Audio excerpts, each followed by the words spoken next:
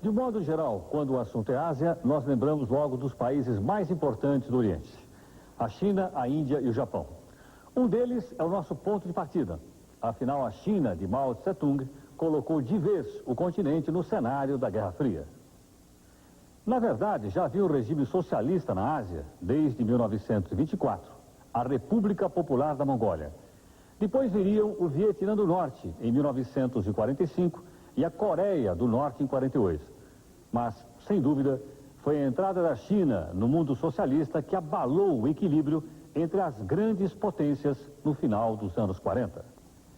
Com a chegada de Mao Tse-tung ao poder, a política interna dos países asiáticos passou a ser influenciada pela lógica da Guerra Fria. A ascensão comunista na Ásia do Pacífico teve muito a ver com a derrota do Japão na Segunda Guerra Mundial. Desde o fim do século XIX, o Japão imperial havia ocupado inúmeros territórios e arquipélagos do Pacífico. No ano de 1910, havia anexado a Coreia. Nos anos 30, iniciou a invasão da China e criou o estado Manchukuo, sob o cetro de Puyi, o último imperador chinês.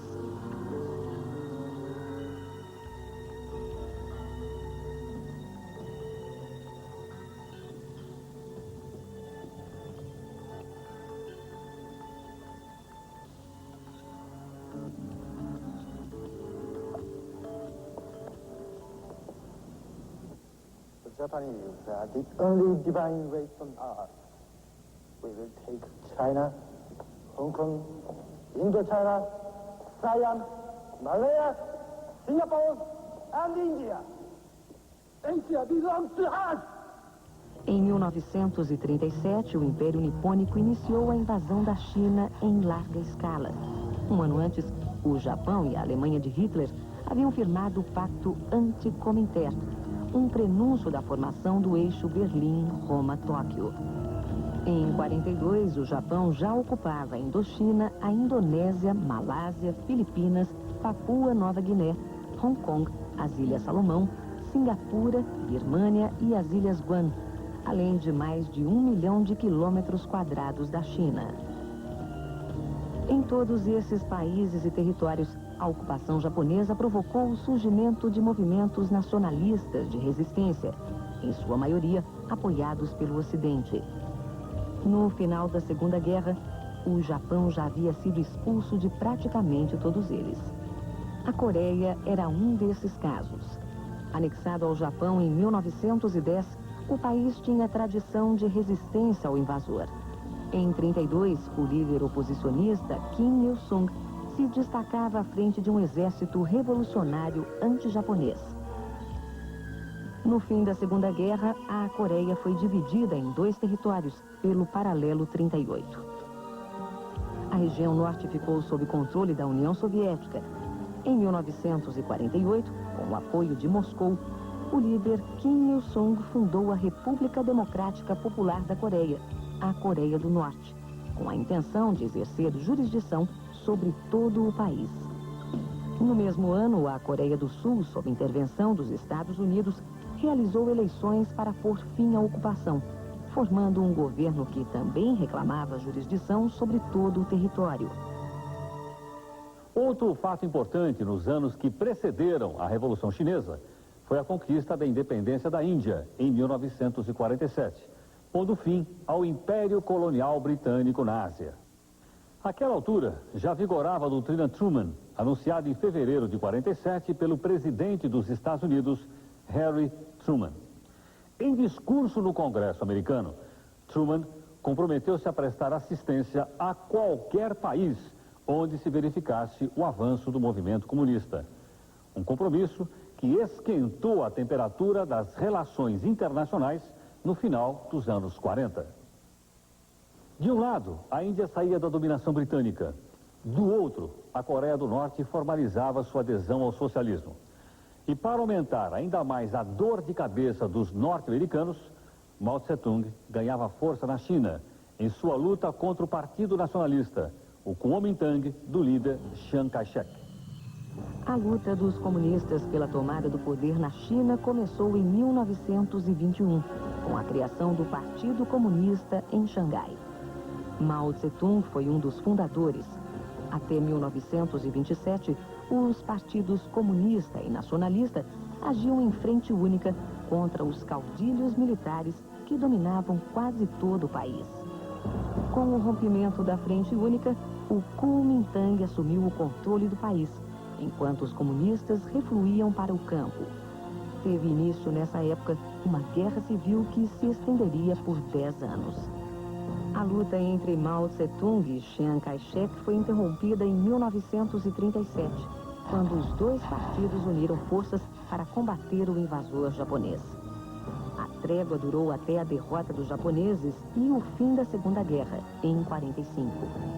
Acuados pelas forças de Mao, os nacionalistas fugiram para a ilha de Taiwan, conhecida também como Formosa. Lá, Chiang Kai-shek continuou a encabeçar o governo da República da China. Garantido pelo apoio norte-americano, Chiang tomou para si o assento da China nas Nações Unidas e em seu Conselho de Segurança. Em outubro de 49, Mao Tse-tung chegava ao poder.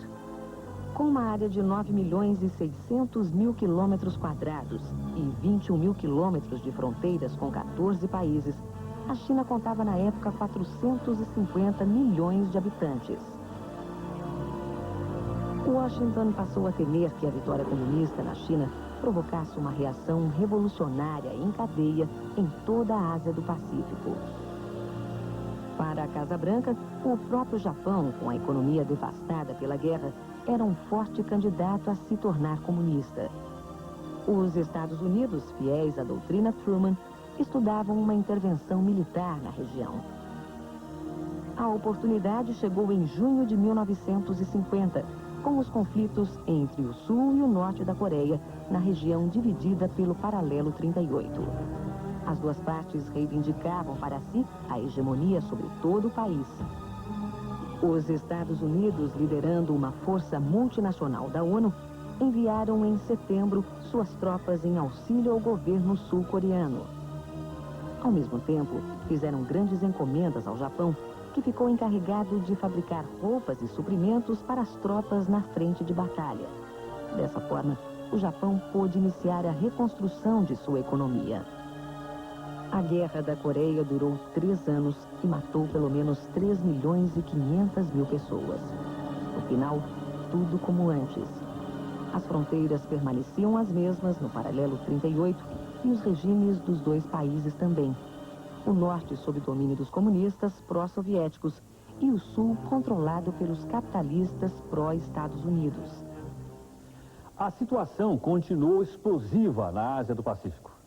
A Guerra da Coreia terminou em julho de 53. Mas 10 meses depois, em maio de 54, a França sofreu uma derrota histórica no Vietnã, na Batalha de Dien Bien Phu. Era o fim da Guerra da Indochina, iniciada em 1946. A derrota francesa, além de pôr fim ao período colonial na região, serviu de estímulo aos movimentos nacionalistas que pipocavam ao sul da China. Depois da Segunda Guerra, a França, que havia capitulado no início do conflito mundial, tentava retomar o controle da Indochina, sob seu domínio desde a segunda metade do século XIX. Mas enfrentava os movimentos que lutavam pela independência da região. O grupo de resistência mais forte era o Viet Minh, fundado em 1941 e liderado pelo comunista Ho Chi Minh. Depois de várias vitórias contra o imperador Bao Dai, aliado do Japão, Ho Chi Minh proclamou em 45 a República Democrática do Vietnã, com capital em Hanoi, no norte do país. Com o fracasso das negociações em torno da região sul, a França, fortemente apoiada pelos Estados Unidos e sua doutrina Truman, deu início à Guerra da Indochina. A batalha final aconteceu entre novembro de 53 e maio de 54. Os franceses consideravam estratégica a localização da aldeia de Dien Bien Phu. A derrota nesta batalha decidiu a guerra a favor de Ho Chi Minh. Para pacificar a região, uma conferência de paz realizada em Genebra em julho de 54 celebrou a divisão provisória do Vietnã pelo Paralelo 17 e a independência do Laos e do Camboja. Ho Chi Minh passou a chefe de Estado do Vietnã do Norte, enquanto no Vietnã do Sul, o primeiro-ministro Ngo Dinh Diem destituiu o imperador Bao Dai, proclamando a República. Os Estados Unidos, decididos a consolidar sua esfera de influência na Ásia do Pacífico, assinaram acordos de proteção com Japão, Filipinas, Coreia do Sul e Taiwan, além de formar um pacto militar com a Austrália e a Nova Zelândia. Os americanos criaram ainda a Organização do Tratado do Sudeste Asiático, integrado pelo Vietnã do Sul, o Laos e o Camboja, além da França e da Grã-Bretanha. Essa série de acordos ficou conhecida como Cordão Sanitário, uma tentativa de conter a expansão comunista na região. Para que se entenda a preocupação dos Estados Unidos com os acontecimentos na Ásia, vamos ver o que acontecia num dos países mais importantes do continente, a Índia. Com a economia devastada pela Segunda Guerra, a Grã-Bretanha não conseguiu manter o controle sobre esta antiga colônia. Na época, o Mahatma Gandhi liderava um movimento pacifista pela independência, com amplo apoio da opinião pública de seu país e a simpatia internacional.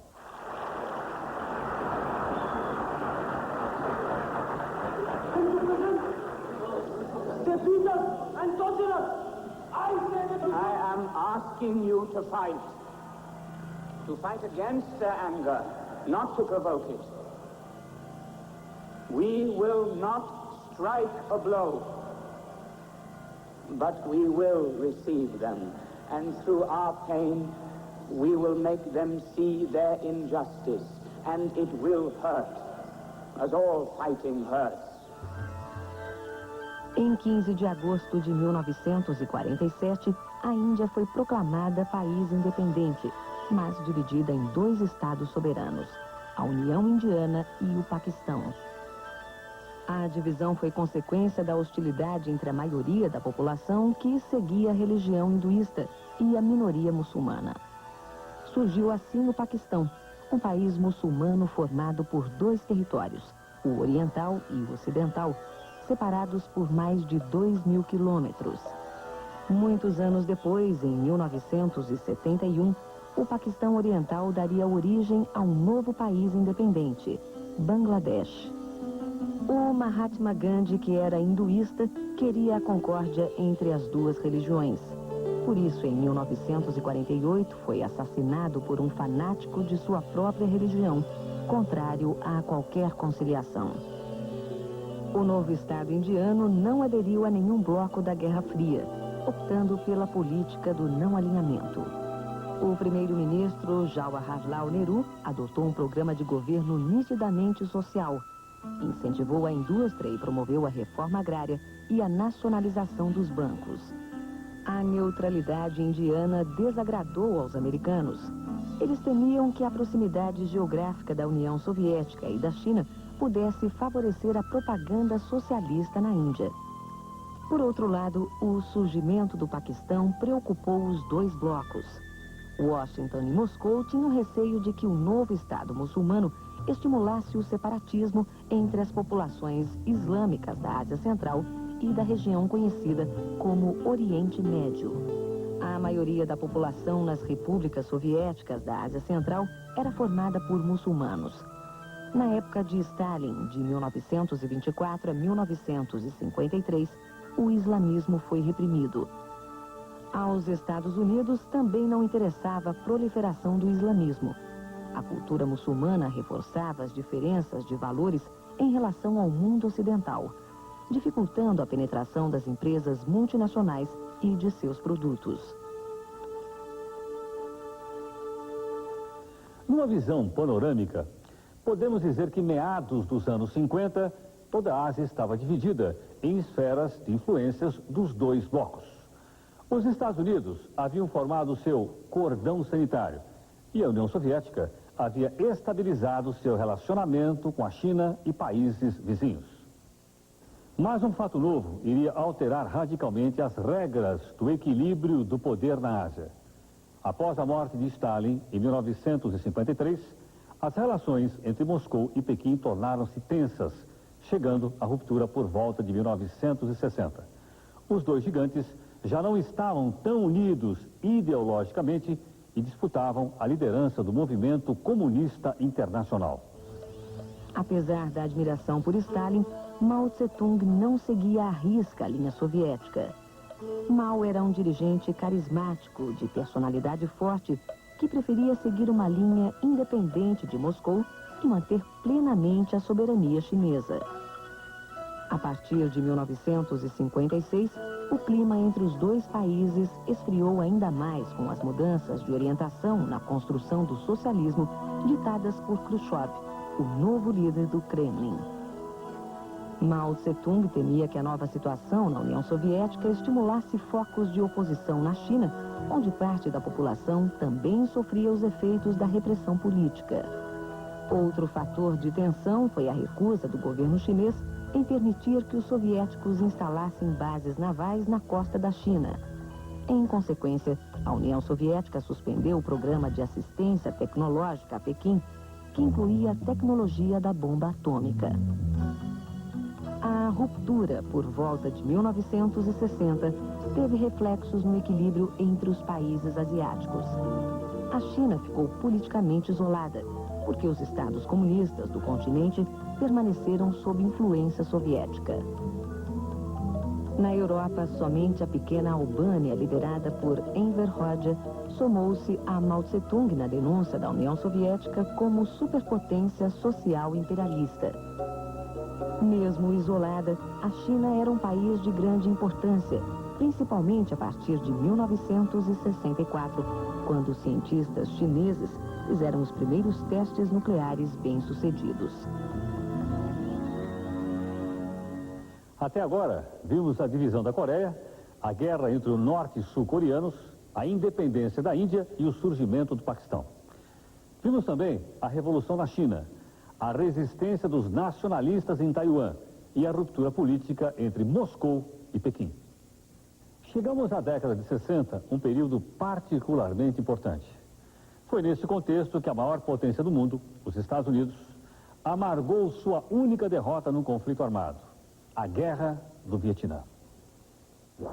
Desde a independência do Vietnã, do Laos e do Camboja em 54, a existência do Vietnã do Norte comunista nunca foi aceita por Washington. Com o receio das aspirações de Ho Chi Minh de unificar o Vietnã sob a bandeira socialista e antevendo a teoria do efeito dominó do secretário de Estado Foster Dulles, os americanos estimulavam escaramuças entre sul-vietnamitas e seus vizinhos do norte. A guerra inicialmente foi um conflito interno. De um lado existiam os guerrilheiros do Vietnã do Sul, chamados genericamente Vietcongs, que queriam derrubar o governo do Vietnã do Sul. Esses guerrilheiros eram apoiados pelo Vietnã Norte, comunista desde 1954, e, de outro lado, os Estados Unidos apoiavam o governo do Vietnã do Sul. É claro que a União Soviética, obviamente, apoiou o governo comunista do Vietnã do Norte e, indiretamente, apoiava os Vietcongs do Sul. Para não perder o aliado para o bloco socialista, o presidente dos Estados Unidos, John Kennedy, passou a enviar centenas de assessores militares para a região, em 1960. 5 anos depois, 184 mil soldados norte-americanos estavam em luta nas selvas do Vietnã. Em 67, eles eram 485 mil e em 68, 536 mil. Contra o pequeno e bravo inimigo auxiliado pela China e pela União Soviética, os Estados Unidos promoveram um dos mais sangrentos massacres da história da humanidade.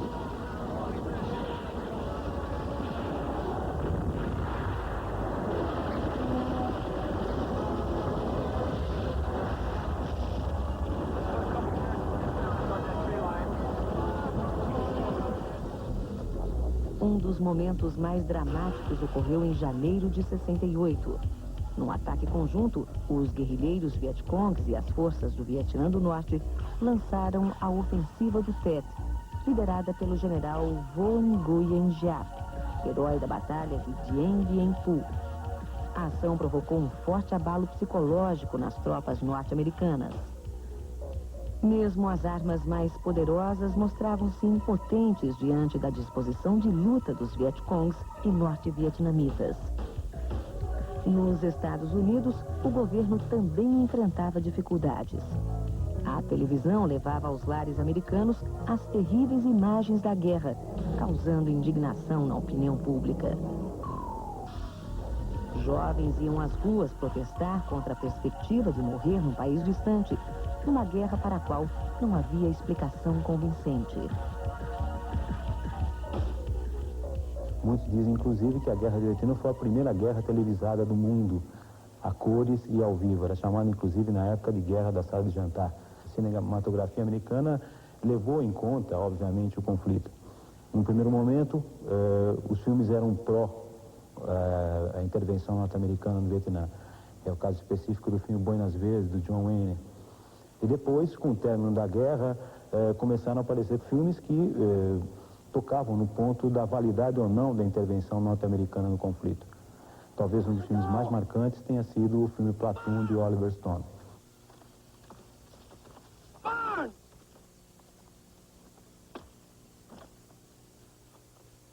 the fuck do you think you're doing? Stay out of this, Elias. This ain't your show. You ain't a firing squad, you piece of shit! A partir de 69, o presidente republicano Richard Nixon intensificou os ataques ao Vietnã do Norte e mandou bombardear o Laos e o Camboja, tentando isolar os vietnamitas. Let us be united for peace. Let us also be united against the peace. Because let us understand, North Vietnam cannot defeat or humiliate the United States. Only Americans can do that. Em 71, em meio à violência da guerra, o secretário de Estado norte-americano, Henry Kissinger, iniciou uma grande ofensiva diplomática. Foi à China em outubro, preparando a visita de Nixon a Pequim. A estratégia norte-americana de aproximação com a China tinha o propósito de influência da União Soviética sobre o Vietnã do Norte e a Ásia do Pacífico de modo geral. Para a China, era uma aproximação bem-vinda. O país estava isolado e atravessava uma forte crise econômica. Além disso, Mao Tse-tung enfrentava disputas internas no Partido Comunista. Num gesto de intenções, os Estados Unidos articularam em 71 a expulsão de Taiwan e a admissão da China continental nos quadros da ONU.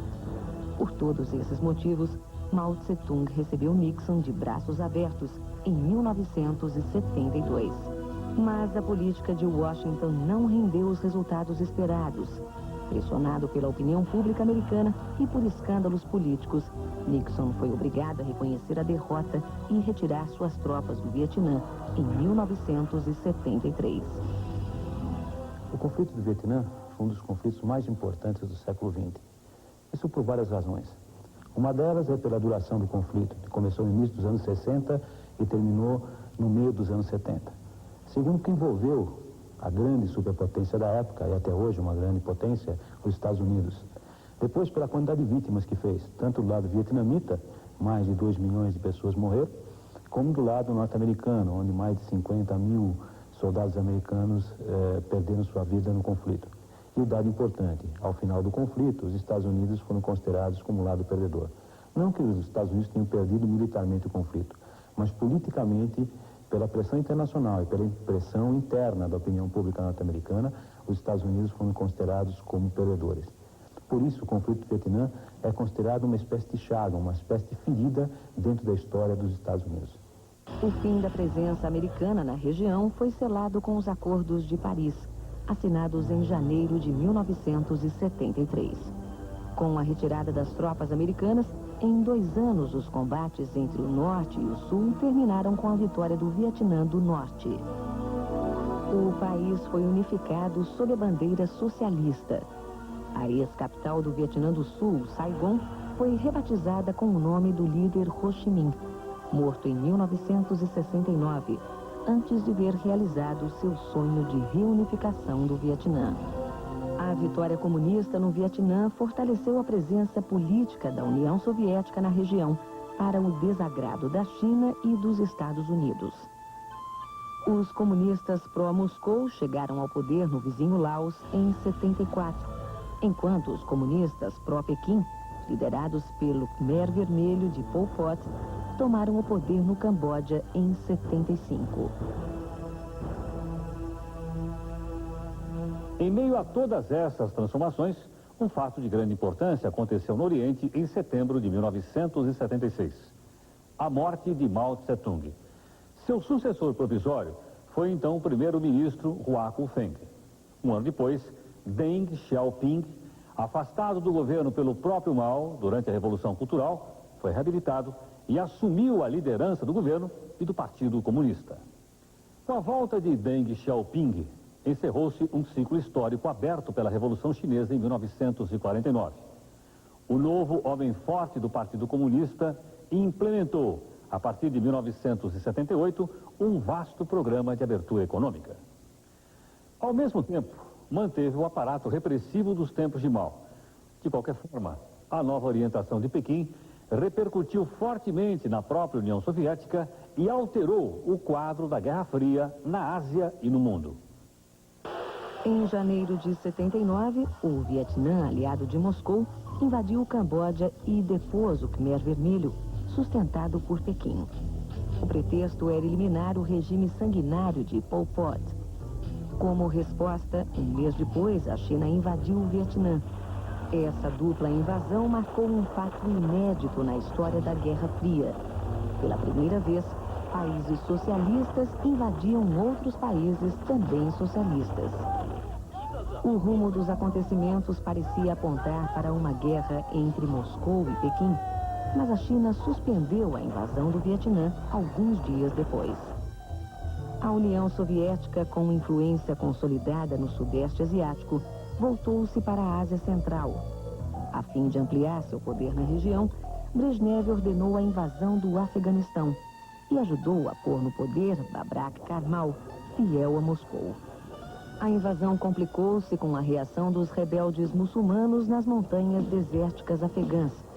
O islamismo, que estava com novo fôlego depois da vitória da Revolução Iraniana do Ayatollah Khomeini em 79, reagiu durante quase 10 anos à intervenção soviética. A retirada das forças soviéticas do Afeganistão foi iniciada em abril de 1988 e concluída em fevereiro de 89. Na época, o clima era menos tenso na Ásia em função dos esforços diplomáticos do dirigente soviético Mikhail Gorbachev. Desde em 85, Gorbachev mostrava empenho em resolver a tensão política e militar na Ásia, sinalizando inclusive o desejo de normalizar as relações diplomáticas com a China. A saída do Afeganistão favoreceu a reaproximação, selada com a visita de Gorbachev a Pequim em março de 89. A passagem de Gorbachev pela China coincidiu com as grandes manifestações populares em Pequim. Estudantes e outros setores da sociedade pediam a abertura política e a aceleração das reformas econômicas e protestavam contra a inflação, a corrupção e o nepotismo. As manifestações iniciadas pelos estudantes universitários intensificaram a mobilização pela democracia na China e chegaram a levar mais de 1 milhão de pessoas às ruas de Pequim. Durante o mês de abril, o governo chinês conviveu com os protestos. Mas, em 15 de maio, decretou a lei marcial e iniciou a mobilização de tropas para pôr fim ao movimento. Na madrugada de 4 de junho, Deng Xiaoping ordenou a repressão, dando início a uma batalha de rua conhecida como o Massacre da Praça da Paz Celestial. As estimativas do número de mortos na repressão variam entre 300 e 3 mil.